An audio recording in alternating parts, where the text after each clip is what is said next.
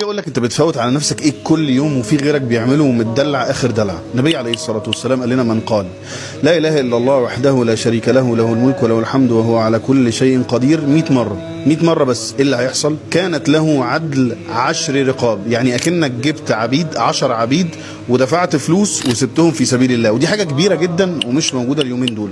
فانت مجرد لما تقول بس 100 مره كده تاخد الثواب ده. وكتبت له 100 حسنه ومحيت عنه 100 سيئة. بس كده؟ لا في تاني. وكانت له حرزا من الشيطان يومه ذلك حتى يمسي، تحميك من الشيطان لحد بالليل. بس كده؟ لا لسه في تاني.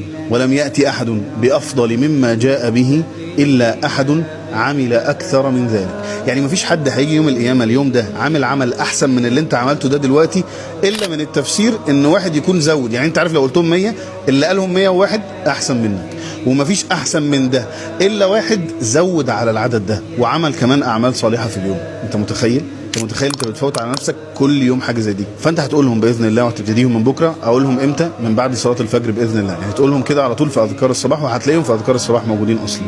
فهتقولهم وهتقول لغيرك عشان انا وانت والناس تاخد الثواب.